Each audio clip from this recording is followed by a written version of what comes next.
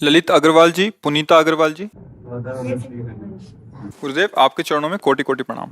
हे सदगुरुदेव भगवान, हम दोनों पति पत्नी भजन मार्ग में हैं और 6 महीने से आपका सत्संग सुन रहे हैं। प्रभु, इस शरीर से एक संतान पुत्री रूप में प्राप्त है। महाराज जी, कई बार लोग कहते हैं कि पुत्र का होना आवश्यक है, उसके बिना परम गति नहीं हो सकती, नहीं, लेकिन हमें पुत्र अब का होना नहीं, संतान का होना। गृहस्थी में संतान का होना आवश्यक है, क्योंकि मान लो अगर वो पुत्री ना होती किसी की, तो तुम्हारी पत्नी कैसे बनती आके? तुमने किसी की पुत्री का पाणी ग्रहण किया तो तुम्हारी पुत्री हुई, किसी को पाणी ग्रहण कर दो। अब भगवान वो पुत्र रूप भेजते हैं या पुत्री रूप भेजते हैं, संतान भेजते हैं, ठीक। और जब संतान नहीं भेजते हैं तो हम जगत के बाप को संतान बना लेते हैं। बैठा लो गोपाल जी को, आओ तुम। वही प्रश्न है हमारे जी का। हाँ, जगत के गोपाल जी, जगत के मालिक है ना, गोपाल जी को बैठा लाओ, क्योंकि कहते हो तुम जिस भाव से भजोगे मैं आ जाऊंगा। तो आओ तुम ही। जब पुत्र नहीं दिया, संतान नहीं दी, और हम गृहस्थी में है, तो हम तुम्हें पुत्र मानते हैं आज से और दुलार करते हैं। तो ये यथामाम प्रपद्यन्ते तास्तथैव भजाम्यहम्, भगवान के वचन है कि जो मुझे जैसे बसता है मैं उसको वैसे ही प्यार देता हूँ। तो जगत के पिता है यद्यपि, जब उन्हें पुत्र भाव से देखोगे तो वह बात बन गई। अब वो तुम्हारा भार संभाल लेंगे, पुत्र क्या संभाल पाएगा, जगत पिता संभाल लेंगे। महाराज जी कहते हैं कि अपराध बोध होता है कि हम इतने आदम है और उनको अपना पुत्र मानेंगे तो। नहीं, ये भाव में नहीं होता। जब हमारे भाव में आ गया कि हमारे पुत्र है तो अपराध बोध थोड़ी। जब सखा भाव हो जाता है थोड़ी तक अपराध हो गया। और अगर वो नहीं करते तो दबका देते सखाजन, जाकर नहीं, आज से तुझे खेल से निकालते हैं हम। तेरे पास 2-4 लाख गौएं ज्यादा होंगी ना, तो बाबा का लाडला है, कल से खेल में कन्हैया नहीं आएगा। तो जानते हो क्या करते हैं? कान पकड़ते हैं, अब गलती नहीं होगी, अब गलती नहीं। भाव का भगवान पोषण करते। ग्वारिया बाबा सिद्ध संत हुए हैं, उन्होंने प्रभु श्री कृष्ण को अपना यार माना, मित्र माना। अब बहुत समय हो गया, साक्षात्कार हुआ नहीं, भाव में रहते थे, बड़े महामहिम थे। अब जब कोई उनको माला ले दिखा दे, बंद करो, वो बड़ा निष्ठुर है, अपने पता नहीं क्या समझता है, इतना जब करो, इतना करो, सामने नहीं आता है, हमें नहीं भजन कर, मत करो भजन, धोखा है, मत करो, वो सुनता नहीं है। और निर्णय कर लिया नहीं करेंगे भजन। नहीं, अब देखो भजन का स्वरूप क्या उनके जागृत है। तू अपने को समझता है ना, नहीं करेंगे तेरा भजन, ये भजन नहीं हो रहा और क्या हो रहा है। बार बार भगवान से बातचीत, भगवान का चिंतन, नहीं बोलेंगे। किसी को भी भजन करते तो सब जानते थे कि बाबा भाव में रहते, इसलिए कोई, अरे काहे को भजन करते हो, वो बड़ा निष्ठुर है, सुनते थे, बड़ा करुणामय, बड़ा निष्ठुर। शाम की इसी रमण रेती में, ये जो मोड़ में इसे रमण रेती, वृंदावन रमण रेती कहते, रज थी। अब तो दुर्भाग्य प्रकट हुआ, रोड वोड बन गया, बड़ा मनोहर स्थान। बीच मार्ग में बड़ा एक वृक्ष था, रज में ऐसे लोटो, एकदम आनंद मिलता, पूरी परिक्रमा मार्ग रजमयी। बाबा वहीं शाम के निकल, पीछे आवाज, एक ग्वारिया, आवाज में अमृत था। मुड़ के देखा, ऐसे सांवरे सलोने सरकार, नव किशोर अवस्था। बाप रे, ये तो मेरा यार है यार। दौड़ पड़े, जाके गले लगा। फिर ध्यान आया कि हमने तो नियम लिया था इससे बात नहीं करेंगे, फिर हटे। अब प्रभु अचला पहन पकड़े ऐसे, ए बाबा सुन तो, तू नाराज काहे को है? बोले इतना दिन हो गया और आप मिले नहीं। और उनके सामने भेकड़ी थोड़ी चलती है, तो आंसू चल रहे इतना। तो उनका देखो, ऐसा कभी तुमने दर्शन की आकांक्षा भी नहीं की, आज तुमने आकांक्षा की, मैं मिल। अब तुम जब कहोगे, देखो नाराज मत, उनको फिक्र है तुम्हारे नाराजगी की। अगर हम उनको सखा मानते तो फिर सखा ही माने, भगवान का वैभव ना देखे, नहीं तो सखा नहीं मान पाओगे।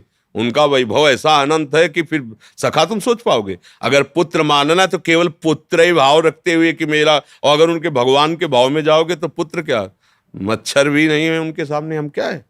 अनंत ब्रह्मांडों का स्वामी, एक रोमकूप में करोड़ ब्रह्मांड, उन ब्रह्मांडों में इतने जीव, दिखरावा माते तीन अद्भुत रूप, अखंड रोम रोम प्रतिलागे, कोटि कोटि ब्रह्मांड, भला वो हमारे पुत्र हो सकते? ये ज्ञान की जरूरत नहीं है, ये यहाँ नहीं, ये यहाँ से होता है भाव, ये दिमाग से नहीं होता। दिमाग है तो वाराणसी वाला वेदांत पढ़ो, अगर इस मार्ग में चलना है तो यहाँ हृदय का विषय है। प्रभु कहते तुम जिस भाव से चलो, ऐसा नहीं कि ये मनमानी भाव, वात्सल्य भाव है ना, उपासना में वात्सल्य भाव है। कितने महापुरुष सिद्ध होकर के भगवान के इस भाव को प्राप्त हुए। तो हम भाव करें, मेरा लाला है मेरा, बस। अपना लाला कलेक्टर हो तो उसे कलेक्टर की तरह थोड़ी बैठा रहेंगे, हमारा लाला है, हम अपनी तरह बैठ, सबके लिए भगवान है, लेकिन मेरे लिए गोपाल जी, मेरे लिए लाला है। अभी बात बन जाएगी, समझ में आई? लेफ्टिनेंट कर्नल गुरप्रीत सिंह जी, चंडीगढ़ से। महाराज जी कोटि कोटि प्रणाम। महाराज जी कीर्तन पहले सुनते थे पर गुरु ग्रंथ साहिब जी में नाम जप की प्रधानता होते हुए नहीं कर पा रहे थे। आपके मार्गदर्शन और प्रभु कृपा से अब नाम ध्यान और जप आनंद में हो गया। इसके लिए आपका कोटि कोटि आभार नहीं, महाराज। हम आपका धन्यवाद करते हैं कि आपने बात स्वीकार करके जो चल दी, तो इससे आपका परम मंगल होगा, परम मंगल निश्चित। यही मतलब गुरुवाणी जी की कृपा है और समस्त गुरुओं की कृपा है जो आपके हृदय में बात बैठ गई। क्योंकि बाहर सब, लेकिन ये अंदर की मार है। जब आप अंदर नाम का ध्यान करते हुए जब करते तो सब विषय वासनाओं को भस्म कर देता है, मन को अधीन कर लेता है, इंद्रियों को पवित्र कर देता है, तभी भगवत साक्षात्कार होता है। मतलब संसार समुद्र से तरने के लिए ये महान साधन है। नानक नाम जहाज है, चढ़े सो उतरे पार। अगर नाम रूपी जहाज में बैठ गए तो संसार समुद्र पार हो जाएंगे, इसमें कोई संशय नहीं है। बहुत धन्यवाद जो आप बात माने। जैसे बेटा दूध पी ले ना तो माँ नहीं कहती, हाँ प्रसन्न हो जाती है कि हमारे बेटे ने दूध पूरा गिलास पी लो ना तो तुमको अमुक चीज देंगी। तो उसमें माँ को क्या सुख हो रहा है कि बच्चा और स्वस्थ हो, सुखी हो, इसलिए पूरा गिलास पी और इनाम भी पा। देखो कैसा इसमें है कि आपका परम मंगल होगा जपने से, लेकिन साथ में आशीर्वाद भी होगा, साथ में कृपा भी होगी। आपने बात माना, अपना मंगल किया, इसलिए वो कृपा तुम्हारी हर समय सुरक्षा करेगी। कहाँ? अंदर की अध्यात्म की सुरक्षा। बाहर से शरीर को जो दंड मिलना है, जो भोग मिलना है, मिलते हैं, इसकी कोई परवाह नहीं है, छूटेगा आज नहीं तो कल, लेकिन अंतर में हमारे भाव में कोई चोट ना पहुंचा सके, ये गुरुजनों की कृपा होती है। ये महापुरुष जो आशीर्वाद देते हो अंदर कवच बन के बैठ जाता है, तुम्हारे भाव को, तुम्हारे भजन को कोई छेड़ ना पावे। बाहरी तो सहने की सामर्थ्य भगवान दे देते हैं, बाहरी पर अगर देखा जाए तो फिर प्रश्नवाचक चिन्ह खड़ा हो जाएगा। इनाम से सब सुख मिलता है, उनकी किडनी खराब है, नाम से इनको कैंसर हो गया है, ये जाएगा, आज नहीं तो कल ये मरेगा। जो चीज अविनाशी है वो प्राप्त करने के लिए हमें कृपा चाहिए। ये तो जाएगा, किसी का भी हो जाएगा। नाम इसका मृत्यु लोक है, यहाँ जो जन्म है वो सब मरेगा, इसके लिए ज्यादा चिंता नहीं करनी है। तो चल रहा है प्रारब्ध के अनुसार, आप खूब नाम जप करते रहो और इसी जन्म में हमारा काम बन जाए क्या, आवागमन छूट जाए और घोर कलयुग आगे बढ़ेगा और पापाचरण बनेगा। नाम न सुनाई देगा न सुना सकते हो, आगे आएगा देखना, समय ऐसा आएगा कि मतलब भगवत जैसे चर्चा हो रही ना, बंदी बना लिए जाओगे, सुनने वाले और सुनाने वाले दोनों को दंड मिलेगा। आगे देख लेना, समय आएगा, धीरे धीरे ऐसा आएगा आप भगवान के विषय में बोल नहीं सकते, समय आएगा। समय का ऐसा जैसे कलिकाल तभी तो बढ़ेगा। धर्म सुनाई नहीं काना, काल से कोई धर्मात्मा पुरुष तुम्हें धर्म की बात नहीं सुना पाएगा। अभी समय निकल चलते हैं, हाँ अभी थोड़ी अनुकूलता है, भजन करके भगवान को प्राप्त कर ले। फ्रैंक यूएसए से, how to feel and be at peace within yourself. अपने अंदर शांति का अनुभव कैसे करें, specially after experience much hurt and still hurting from it. मतलब जबकि अंदर बहुत दुख हो। हमको तो अंग्रेजी आती नहीं भैया, तो हिंदी तो समझते हो ना, समझ जाओगे। नहीं तो अंग्रेजी वाले को बुलाए, भाई वो अंग्रेजी से बताए, हम तो हिंदी, हमें तो अंग्रेजी आती नहीं है। कक्षा 9 पढ़े तो अगर हमारी बात समझो तो समझो। शांति कहीं बाहर से नहीं आती है, स्वरूप ही आपका शांत है। देह ये बाहरी है, इंद्रियां ये अलग है, मन एक अलग वस्तु है। जो आपका स्वरूप है वो निर्विकार सच्चिदानंद में है। उसको भूल करके, शरीर को मैं मान करके, भोगों में सुख और शांति खोजने वाला कभी सुख और शांति को न प्राप्त कर पाया है, न प्राप्त कर रहा है और न प्राप्त कर पाएगा कोई भी। एक उदाहरण हमें दीजिएगा। जो अपने अध्यात्म स्वरूप से विस्मृत होकर देहाभिमान में भोगों में विचर रहा है, वो चाहे देवराज इंद्र हो या चक्रवर्ती सम्राट हो या कोई भी हो, अशांति शब्द से जिसका परिचय हुआ है वो भगवान श्री कृष्ण जो बता रहे हैं। श्रद्धावान लभते ज्ञानम तत्परः संयतेन्द्रियः ज्ञानम लब्ध्वा पराम शांति मचरेणादि गच्छति। जो श्रद्धावान पुरुष संत समागम करके, शास्त्र स्वाध्याय करके ज्ञान प्राप्त किया, क्या सत है और क्या असत है, फिर जब उसे जो ज्ञान प्राप्त हुआ, वो अपनी इंद्रियों से विषयों का त्याग किया।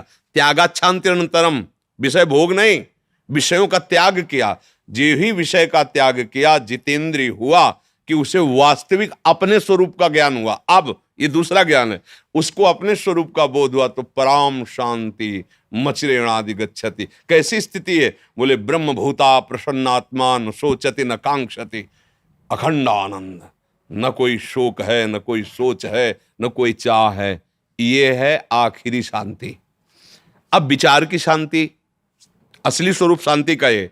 अब आपका प्रश्न है कि मैं दुखद स्थिति में जब हूं तब मैं कैसे शांति प्राप्त करूं? तो वो दुखद स्थिति आई कहां से है? आप हमें इसका उत्तर दे सकते हैं? महाराज जी, किसी ने इनको दुख पहुंचाया हो और वो बार बार दुख पहुंचाई जा रहा है, फिर उस कंडीशन में मतलब अपने आप को शांति प्रदान करना चाह रहे हैं अब कि क्या बताएं, जब तक अध्यात्म ज्ञान नहीं तो उत्तर देने में ये लगता है पता नहीं समझ पाए कि ना समझ पाए। बाहर से हमें कोई दुखी नहीं कर सकता। हमारी खेती है, हम जो बोते हैं वही हमें काटना होता है। पीछे हमने जो बोया वही हमें सामने को काटने को मिल रहा है। आप सब हमारे सामने बैठे हैं, आप मित्र हैं, आप शत्रु हैं, क्या हैं आप हमारे? आप विचार करके देखिए। आप हमारे प्रभु हैं हमारी भावना में, तो आप हमारे लिए प्रभु ही भाव से दिखाई दे रहे हैं। बिल्कुल आनंद है आपके दर्शन से, और ऐसा लग रहा है क्या अपने प्रभु को दे दूं जिससे सुखी हो जाए, क्या बोल दूं जिससे सुखी हो जाए। अब हम बाहर निकले, कोई गाली दे, अब हमारा क्या भाव होगा? होगा कहीं अहंकार होगा, अहंकार होगा। मेरे मालिक के स्वरूप में आकर मेरे अहंकार, विचार के द्वारा तत्काल दुख का नाश किया जा सकता है। और इस सृष्टि में कोई दुख हमें दे नहीं सकता। दुख का कारण केवल अज्ञान है, केवल अविद्या है। वो अब पता, अविद्या समझते हो? अब इसीलिए सब कुछ आ रहा है कि कैसे समझाओ, मतलब अब चूंकि हमको सांसारिक शब्दों, सांसारिक भावों का कैसे, अब आपने बिल्कुल अध्यात्म अछूता छोड़ा है, तो जहां प्रश्न कर रहे हो वहां केवल अध्यात्म ही है। तो इसलिए, पर विचार करो, तुम्हें दुख क्यों हो रहा है? तुम्हें भी दुख क्यों हो रहा है? तुम्हारी मानी हुई मान्यता ही तो है ना। तुम किसी से अपने अनुकूल चाहते हो, इसलिए तुम्हें दुख हो रहा है। बिल्कुल सरल उतर के कह रहे हैं, समझ पा रहे हैं? अनुकूल का मतलब समझते हैं?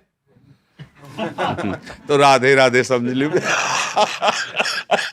तो फिर अब हमको अंग्रेजी पढ़ना आता नहीं, इसलिए अब तुम्हें कैसे समझावे। अब राधा राधा तुम जपो हमारी बात मान के, तुम्हें कुछ नहीं समझना पड़ेगा, सब ठीक हो जाए। क्या राधा राधा राधा बोलो, राधा राधा, ये दवाई हम दे रहे हैं आपको, पक्की बात मान लेना। अगर राधा राधा जपोगे कोई प्रश्न नहीं करना पड़ेगा, आप देख लेना यहाँ कुछ होने लगेगा। जहां जलन आएगी वहां एक ऐसी बर्फ जैसी सिल्ली प्रकट हो जाएगी और तुम्हें शांति प्रदान करने लगेगी। सारा ज्ञान तुम्हारे अंदर आ सकता है यदि राधा राधा राधा, अगर आप राधा नाम को जपने लगो, फिर आप देखना कभी मिलना, फिर हमें बताना कैसा लगता है। पर धोखेबाजी नहीं, जपना। आप इसको जप के देखो।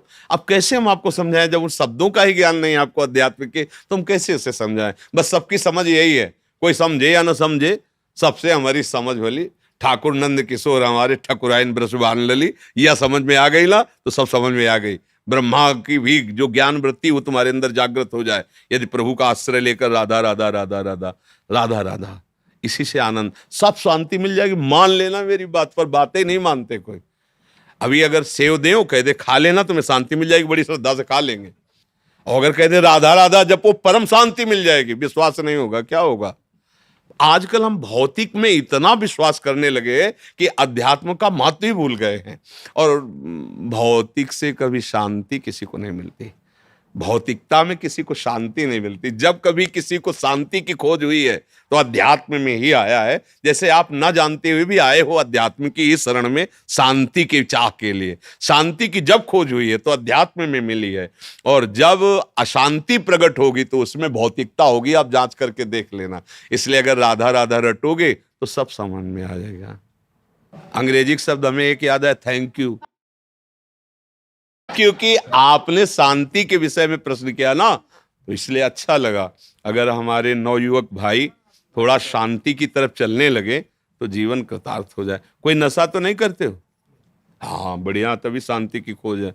बस आप हिंदी के कुछ, जैसे गीता वाटिका से आस्तिकता की आधारशिलाएं, सत्संग के बिखरे मोती, ऐसे कुछ छोटी छोटी ग्रंथ है, उनको ले लो, आप पढ़ना सीखो तो अध्यात्म का परिचय मिलेगा ना। फिर आपको सत्संग करने में आनंद आने लगेगा।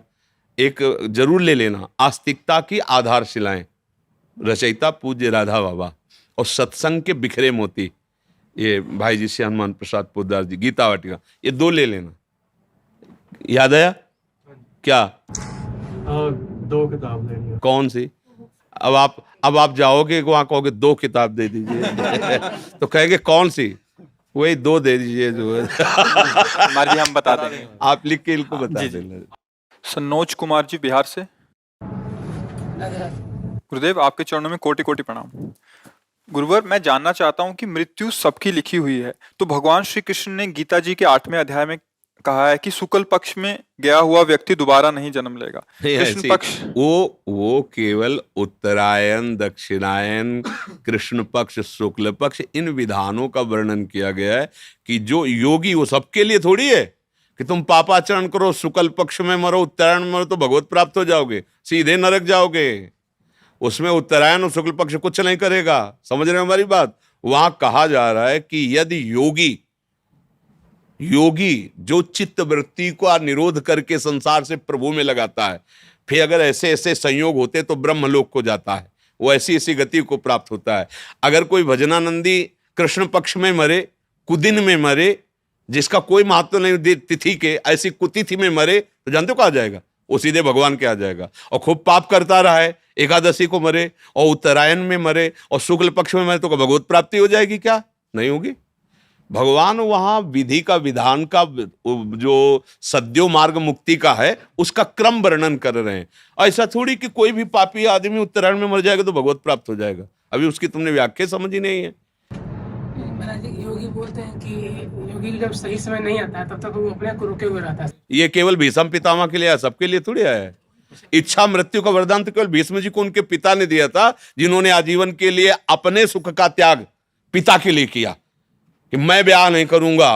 फिर उन्होंने कहा जब ब्याह नहीं आप करोगे तो सिंहासन का अधिकारी जो फिर शायद कभी, तो बोले आजीवन ब्रह्मचारी रहेंगे। आप शंका मत करो, आजीवन ब्रह्मचर्य रहेंगे, कभी ब्याह नहीं करेंगे और सिंहासन के अधीन रहेंगे। तो ये बात सुनकर उनके पिता ने, शांतनु जी ने कहा कि तुम्हें मैं ये वरदान देता हूं, इच्छा मृत्यु जब तुम चाहोगे तब तुम्हारा शरीर पूरा होगा। भगवत भजन करने वाले के लिए हर तिथि, हर समय परम धाम के लिए है। कबीर दास जी ने एक वचन में कहा था कि यदि काशी में मरने से मुक्ति होती तो जीवन भर राम राम जो रटा भगवान नाम जपा, उसका महत्व क्या? मैं ऐसी जगह शरीर छोड़ूंगा, फिर देखूं मुझे परम धाम जाते हैं कि नहीं जाते। हमारे पास नाम है, हमारे पास भजन। भजनहीन जीवन से कभी किसी का कल्याण नहीं हो सकता, चाहे जिस तिथि को शरीर छोड़े, चाहे जैसी भावना में रहे। भजन भजन वारी मथे घृत होए बरु सिकताते बरु तेल, बिनु हरि भजन न भवतरी या सिद्धांत पेल। गोस्वामी जी कह रहे, समझ पा रहे हो? हाँ, जैसे कि पहले हम नाम जप करते थे, हरे कृष्णा हरे कृष्णा हरे कृष्णा कृष्णा हरे हरे राम राम राम हरे, और ओम नमो भगवते वासुदेवाय एक मतलब सुबह करते थे। ये अपने आप से करते थे जी। सीताराम रोज लिखते हैं महाराज जी, राम राम चाहे सीताराम रोज वो भी लिखते हैं। तो कह रहे हैं कि अभी आपकी क्या आगे क्या करना है? हाँ, क्या आप गुरु ब्रह्म किए महाराज जी? हाँ, इन सब का फल होगा अगर हम इस उपासना में आते हैं। जहाँ हम बैठे हैं तो यहाँ फिर आज्ञा का केवल पालन किया जाता है। मन के द्वारा माने हुए जो भी उपासना थी उसका फल ये मिल गया। अब इसमें केवल गुरु आज्ञा पे चला जाता है, जो उपासना पद्धति उसके अनुसार चला जाता है। नहीं, जैसे चल रहे हो वैसे चलते रहो, सत्संग सुनते रहो, जो अच्छा लगे स्वीकार करते रहो। लेकिन गुरु बना करके फिर मनमानी आचरण ना तो सांसारिक कर सकते हो ना भागवतिक कर सकते हो। इसीलिए जल्दी गुरु नहीं बनाना चाहिए। जब गुरु बनाने का भाव आवे तब ये सोच लेना चाहिए कि आपके वचन के लिए हम अपने प्राण त्याग सकते हैं, लेकिन आपके वचन नहीं, बस बात बन जाएगी। गुरु का मतलब होता है अब जो ही कहें करें हम सोई, इसलिए चले। आपने खुद कहा अभी तक जो मन कहता रहा वो मैं करता रहा। अब जो गुरु कहेंगे, अब मनमानी नहीं चलेगी, अब गुरुवाणी चलेगी। तो फिर हाँ, तो अभी तो हम तो सबको कहते हैं राधा राधा रटो, राधा वल्लभ श्री हरिवन जपो और सत्संग सुनो। और जब फिर आगे संस्कार श्री जी करवा देंगे शरणागति का, तो अपने आप आपको पता चल जाएगा मंत्र उपासना पद्धति। महाराज जी इसी की माला करो, राधा वल्लभ श्री हरिवंश राधा वल्लभ। रजनी जी सहारनपुर से। राधे राधे महाराज जी। महाराज जी कोटि कोटि प्रणाम। महाराज जी हमने अपने घर के मंदिर में अपने माता पिता जी की छवि विराजमान करी हुई है जो श्री जी के चरणों में चले गए हैं। कुछ लोग कहते हैं कि पितरों की छवि ठाकुर जी के साथ नहीं रखनी चाहिए, कृपया मार्गदर्शन करें। अगर आपकी भावना की हमारे ठाकुर जी हैं तो कोई परेशानी नहीं। ठाकुर जी का रूप कैसा आपने मान लिया जैसा, सृष्टि कैसी आप जैसी देखो वैसी, समझ रहे ना भाई। एक पत्थर के टुकड़े में क्या है, कोई रूप है, कोई आकृति है, कोई उसमें। लेकिन हमको जब कि हमारी देवी जी हैं, हमारे भगवान, गांव में देखो ना अधिकतर जो है गांव के जो मंदिर हैं जिनमें पूजा वो सब ऐसे ही है और सारी कामनाएं पूर्ण होती क्योंकि उसमें भगवत भाव हो गया। अच्छा, जयपुर से जहाँ जयपुर जोधपुर में श्री विग्रह तैयार किए जाते हैं वहाँ आप जाइए, पत्थर की शिलाओं को काट काट करके, मतलब हमने देखा है जैसे गोपाल जी की वो बड़ी छवि है ना पीतल की, तो ऐसे ऐसे दबा के रेती से ऐसे, अब वो जिस प्रक्रिया से तैयार कर रहे हैं, फिर इसके बाद जब अपने पंचामृत से स्नान करके अपने सिंहासन में विराजमान करते हैं तो हमें भाव आ जाता है ना, हमारे भाव से भगवान दिखने लगते हैं ना। तो जब हम पाषाण के विग्रह में भगवत भाव कर सकते हैं तो उस रूप में भी भगवत भाव, अगर भगवत भाव कर रहे हैं तो कहीं कोई परेशानी नहीं है। और अगर भगवत भाव नहीं है तो पांच भौतिक शरीरों के चित्त रखने से मंगल नहीं होगा। बात समझो, हमारी बात समझना। आंतरिक ये सब नाशवान शरीर है, भगवान का शरीर सच्चिदानंदमय है और उनका के तो दर्शक है नहीं है गुरु जी के। गुरु और भगवान में अंतर होता है क्या? हुआ ही पूछ रहा। तो गुरु और भगवान में जब अंतर नहीं होता तो प्रश्न ही नहीं बनता। गुरु गोविंद न भेद कराई, संतत सकल सुनो चितलाई। हम गुरु भगवान कहते हैं ना कि हमारे गुरुदेव भगवान से भी कहा है, मोते ही अधिक गुरु ही जी जानी, जाने संत अनंत समाना। तो गुरु और भगवान कहने को केवल दो है, वो तो एक ही। अगर हम किसी पांच भौतिक शरीर में केवल यही भाव रखते हैं कि ये हमारे माता पिता ही केवल हैं, तो भगवान के सिंहासन में ना रखो, कमरे में लगा लो, देखते रहो। और अगर ये है कि ये मंदिर है माता पिता का जो रूप, इसके अंदर भगवान बैठे हुए, तो वहीं भगवान का साक्षात्कार हो जाएगा। अलग से फोटो भगवान की विराजमान करो या ना करो, हमारी बात समझना। केवल अपने माता पिता की छवि लगाई और मेरे भगवान है, रोज सेवा करो, आपको भगवत प्राप्ति हो जाएगी। क्योंकि आप किसकी सेवा कर रहे हो? भगवान। तो असली माता पिता वही है ना। और अगर भगवान से हटकर भाव है तो फिर भगवान की विराजमान करो, उनको कमरे में विराजमान कर दो दर्शन करने के लिए कि भाई ये माता है, पिता है, चाचा है, ताऊ है, परिवार, वो बात अलग हो गई। और अगर सिंहासन में तो चाचा ताऊ नहीं बैठे हैं, मेरे भगवान बैठे, मम्मी के रूप में, पापा के रूप में, वही थे वही बैठे, हो गया काम। बस उनको जोड़ो, उनमें थे, उनमें है, उनमें रहेंगे। भाव करना है, भाव कर लिया तो पाषाण से भगवान प्रकट हो गए, खंबे से भगवान प्रकट हो गए, कुत्ते से भगवान प्रकट हो गए, भूत से भगवान प्रकट हो गए। तो माता पिता के चित्र से काहे नहीं प्रकट हो जाएंगे? काहो सो कहा जहां प्रभु नहीं वहां है, प्रकट हो जाए। पर बात समझना, हमारी आंतरिक बात समझ पाए। किसका प्रश्न था, आप समझ पाए? बस ठीक। महाराज जी आप दिल्ली में पूर्व नेता हैं और एक एकता मिशन है उसके अध्यक्ष हैं महाराज जी।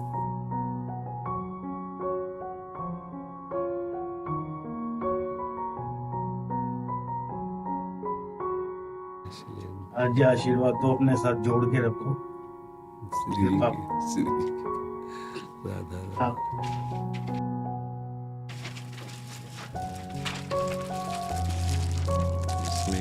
महाराज जी हमारी संस्था है एकता मिशन, इसका मैं अध्यक्ष हूँ और ये पिछले 20 साल से हम चला रहे हैं। पूरे साल जितना काम करते हैं इस बुक में है।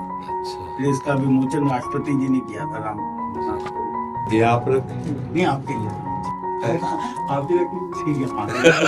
आशीर्वाद मिल गया, ये हम संभाल के रख लेंगे। ये हम संभाल के रखेंगे।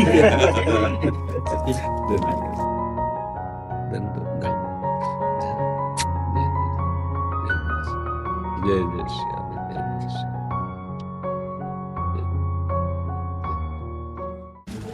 प्रसादी महाराज जी तो आकर इसको अच्छा, आओ बड़े बैठिए हम। बहुत सुंदर है।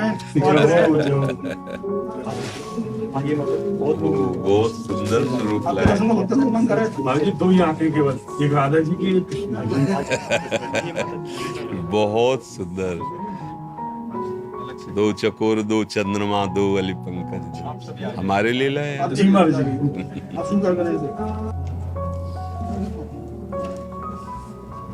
एक सेकंड का निवेदन था महाराज जी, राधा रानी का जन्म जो है रावल में हुआ कि बरसाने में, कंफ्यूजन हमेशा ब्रजवासियों को बहुत रहता है। नहीं, बात ये कि उस समय रावल के समीप से यमुना जी प्रवाहित होती थी।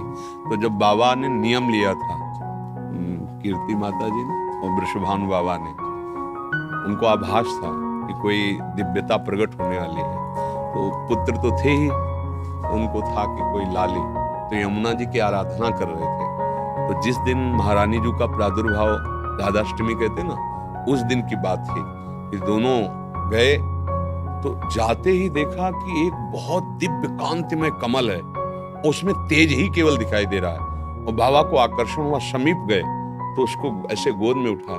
जब उठाया तो देखा कि ये तो बाल स्वरूप में लाडली जो, बस उनको लेके जो बरसाना है ना, प्रकट हुई वहां। जो रावल है ना, समीप में यमुना जी है, प्रकट हुई। रावल मैंने मतलब महल, तो प्रकट हुई वहीं। और बरसाना है, जब आके गोद में, तो लाडली रूप, लाडली और लाल कभी गर्भ से नहीं प्रकट हुए हैं। जैसे बाबा के यहाँ लालजू या देवकी जी के यहाँ प्रकट, तो बाहर से प्रकट हुए हैं। जैसे प्रभु चतुर्भुज रूप हुए कंस कारागार में, फिर जब प्रार्थना की तो लाल रूप हो गए। जैसे श्री कौशल्या जी के सामने चतुर्भुज रूप में प्रकट हुए। माता पुनि बोली सोमति डोली, तजहु ताते रूपा की जैसे सुलीला, उसी से भगवान बाल रूप हो गए। यशोदा जी लगा कुछ हुआ है, पर किसी को पता नहीं चला क्या हुआ। सुबह पता चला लाला हुआ है। और दोनों लाला, एक जो निकुंज से आए हुए लालजू, और एक जो वैभव स्वरूप सर्वरक्षक हरि विष्णु रूप, वो यहाँ आए। और वही यहाँ से जब बाहर गए तो चतुर्भुज रूप धारण कर लिए। वही हमारे नंद नंदन अब भी यही है, जुगल श्री श्यामा श्याम, समझ रहे। तो प्रकट हुई यमुना की धारा में, कमल के पुष्प पे, और वही बरसाने में गए। तो प्राकट्य स्थल तो रावल माना गया ना, और प्रादुर्भाव हुआ बरसाने में। प्रादुर्भाव मतलब लाली के रूप में। तो ये बात, दोनों बातें इसलिए ऐसे रोंगटे खड़े हुए महाराज जी। स्वास्थ्य श्री जी की कृपा। मैं महादेव का पुजारी हूँ। 10 साल से चिंतारण महादेव है, जहाँ यशोदा मैया लाला को लेके गई थी, और मेरा बेटा भी महाशिवरात्रि को पैदा हुआ है। जी जी जी जी, सब बढ़िया।